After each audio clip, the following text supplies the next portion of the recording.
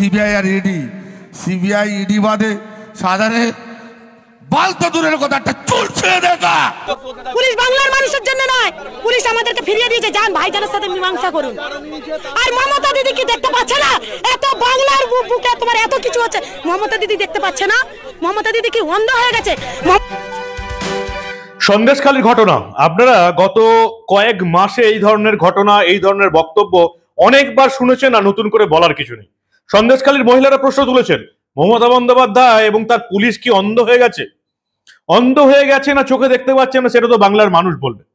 কিন্তু আজকে এই মমতা বন্দ্যোপাধ্যায়ের কল্যাণে ফের একবার গোটা দেশের মানুষের কাছে যে এই বাংলার মুখে চুনকালি পড়ে গেল, সেটা আর বলার অপেক্ষা রাখে না।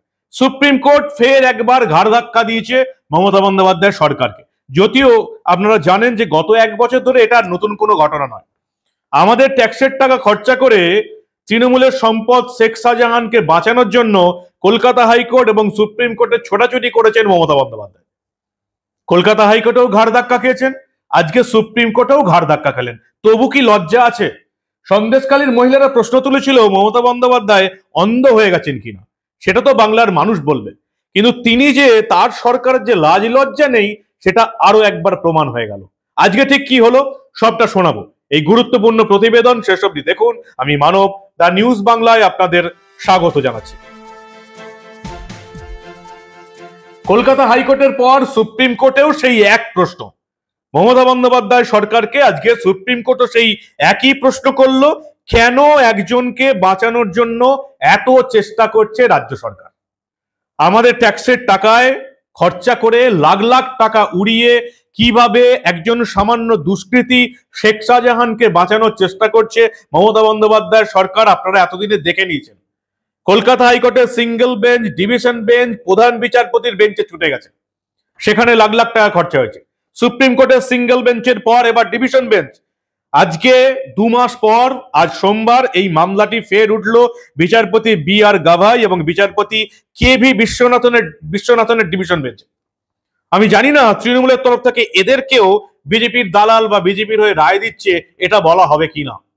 আজকে এই বিচারপতি বি আর গাভাই এবং কে ভি বিশ্বনাথনের ডিভিশন বেঞ্চে সুপ্রিম কোর্ট পরিষ্কার প্রশ্ন তুলে দিল কেন একজনকে বাঁচানোর চেষ্টা করছে রাজ্য সরকার। সেই একজনকে তৃণমূলের সম্পদ শেখ শাহজাহান। কেন শেখ শাহজাহানকে বাঁচানোর জন্য রাজ্যের মানুষের ট্যাক্সের টাকার লাখ লাখ টাকা উড়িয়ে দিচ্ছে মমতা বন্দ্যোপাধ্যায় সরকার, সেটা এবার প্রশ্ন করছে সুপ্রিম কোর্ট। অবিশ্বাস্য ব্যাপার। যে যতই বলুক মমতা বন্দ্যোপাধ্যায় সরকারের লাজ লজ্জা কোনোটাই নেই। কলকাতা হাইকোর্ট স্বতঃপ্রণোদিত হয়ে মামলা করেছিল এবং সেখানে সিবিআই তদন্তের নির্দেশ দেওয়া হয়েছিল এই সন্দেশখালী কাণ্ডে। সিবিআই তদন্ত আটকাতে কত কিছু যে করেছে মমতা বন্দ্যোপাধ্যায় সরকার আপনারা জানেন। ওই যে প্রথমেই বললাম, কলকাতা হাইকোর্টের সিঙ্গেল বেঞ্চ, ডিভিশন বেঞ্চ, প্রধান বিচারপতির বেঞ্চ, সব বেঞ্চ ঘোরা হয়ে গেছে।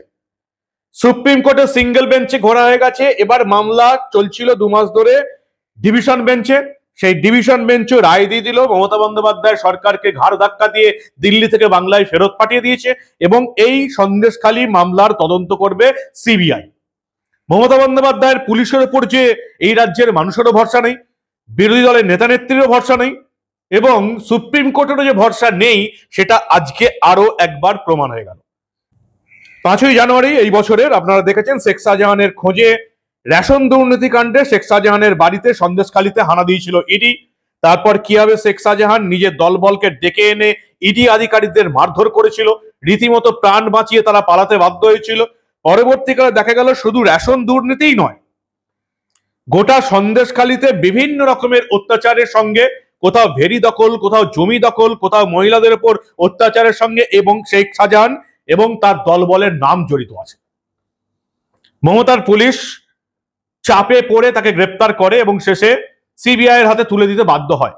কিন্তু সিবিআই যাতে এই তদন্ত করতে না পারে, তার জন্য মমতা বন্দ্যোপাধ্যায় এবং তার সরকার কলকাতা হাইকোর্ট, সুপ্রিম কোর্টে ছোটাছুটি করে বেড়াচ্ছে। আজকে সুপ্রিম কোর্টের ডিভিশন বেঞ্চ মমতা বন্দ্যোপাধ্যায় সরকারকে ঘাড় ধাক্কা দিয়ে বাংলায় ফেরত পাঠিয়ে দিয়েছে এবং পরিষ্কার রায় দিয়েছে যে এই মামলাটি সিবিআই তদন্ত করবে। মমতা বন্দ্যোপাধ্যায় সরকারের হয়ে আজকে কোর্টে কে লড়লেন? সেই অভিষেক মনু সিংভি। রাজ্য সরকারের আইনজীবী ছিলেন অভিষেক মনু সিংভি এবং আপনারা ভালো করে জানেন যে একবার আদালতে দাঁড়ালে তার ফিজ হচ্ছে প্রায় 20-25 লাখ টাকা।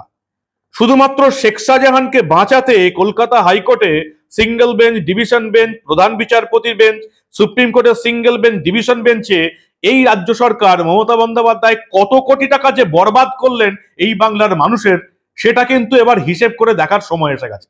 শেখ শাহজাহানের পেছনে আমাদের ট্যাক্সের কত কোটি টাকা বরবাদ করলো মমতা বন্দ্যোপাধ্যায় সরকার, শ্বেতপত্র ঘোষণা করে বলা উচিত এটা বাংলার মানুষকে, যে আমি শেখ শাহজাহানকে সিবিআই এর হাত থেকে বাঁচাতে এই বাংলার মানুষের কত কোটি টাকা জলে ফেললাম। সেটা মমতা বন্দ্যোপাধ্যায় কবে সাংবাদিক সম্মেলন করে জানান, সেটাই এখন দেখার।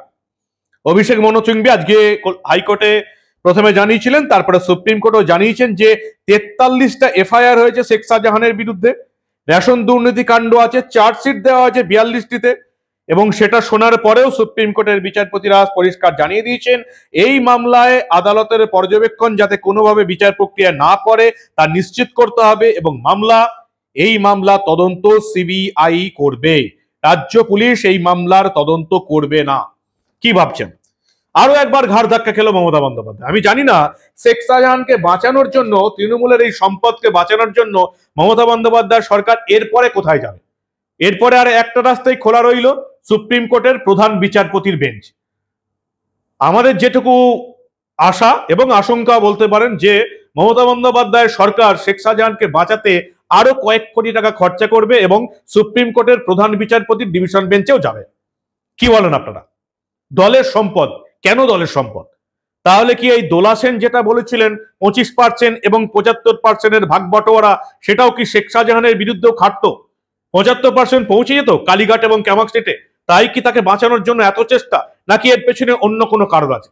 শেখ শাহজাহানের বিরুদ্ধে কিন্তু আরো অনেক রকম অভিযোগ উঠে এসেছে।